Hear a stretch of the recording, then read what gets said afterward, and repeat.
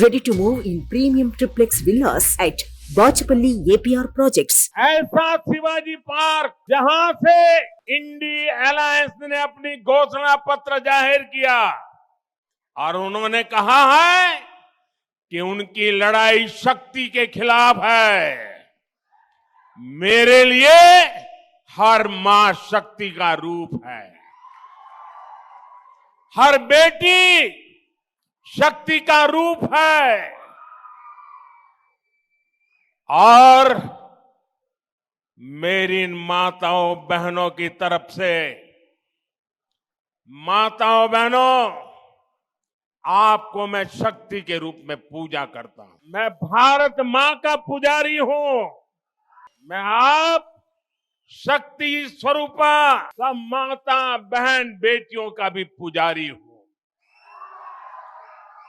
और जिन्होंने कल शिवाजी पार्क में इंडी अलायंस ने अपना घोषणा पत्र शक्ति को खत्म करने के लिए किया है, मैं इस चुनौती को स्वीकार करता हूं और मैं इन शक्ति स्वरूपा माताओं बहनों की रक्षा के लिए जान की बाजी लगा दूंगा, जीवन खपा दूंगा। क्या भारत की धरती पर कोई शक्ति के विनाश की बात कर सकता है क्या? क्या शक्ति का विनाश हमें मंजूर है? हम सब शक्ति की आराधना करते हैं कि नहीं करते हैं? पूरा हिंदुस्तान शक्ति की आराधना करता है कि नहीं करता है? अरे हमने तो चंद्रयान की सफलता को भी किसको समर्पित किया?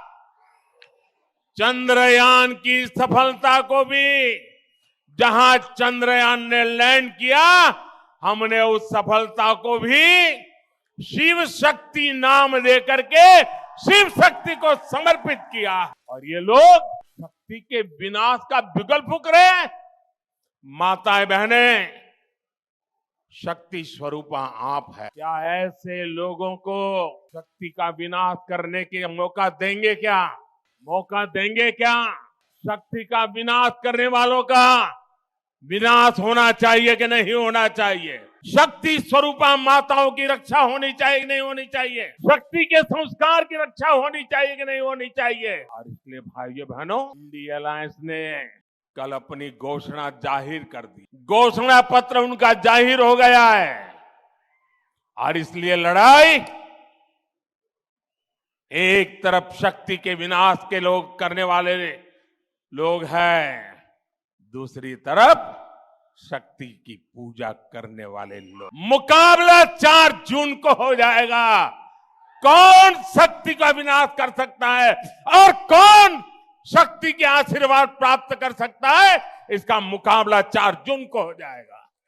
साथियों, तेलंगाना की ये धरती कोई साधारण धरती नहीं है। ये वो धरती है जिसने अंग्रेजों से संघर्ष किया, जो रजाकारों के अत्याचारों से लड़ाई लड़े। इस धरती ने देश की अखंडता और सम्मान के लिए संघर्ष किया। बावजूद इसके आजादी के बाद तेलंगाना को कांग्रेस के सियासी षड्यंत्रों को सहना पड़ा। एक और वो कांग्रेस पार्टी है जिसने तेलंगाना के सपनों को कुचला है। दूसरी ओर वो बीआरएस है जिसने यहां के लोगों की भावनाओं का इस्तेमाल किया, सत्ता पाई और बाद में जनता से विश्वासघात कर दिया।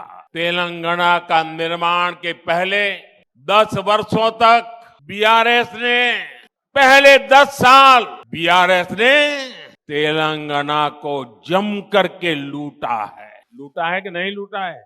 और अब कांग्रेस ने तेलंगाना को अपना एटीएम स्टेट बना लिया है।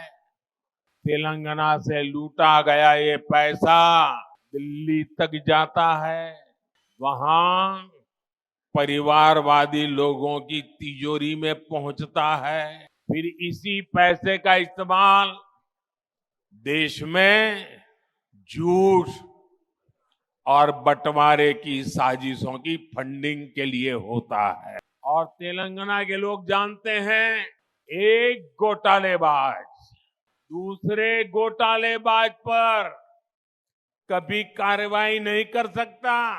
इसलिए जो कांग्रेस पार्टी चुनाव के समय बीआरएस पर घोटालों का आरोप लगाती थी, आज वही कांग्रेस बीआरएस की फाइलों पर हाथ धरकर बैठ गई है। साथियों, बीआरएस और कांग्रेस की मिली भगत कितनी जबरदस्त है, ये भी आज तेलंगाना के लोग देख रहे हैं। आज बीआरएस के घोटालों पर कांग्रेस की बोलती बंद हो गई है। कालेश्वरम स्कैम के अरबों रुपए कहां चले गए? సుమన్ టీవీలో మీ పర్సనల్ అండ్ బిజినెస్ ప్రమోషన్స్ కోసం కింది నెంబర్కి కాంటాక్ట్ చేయండి.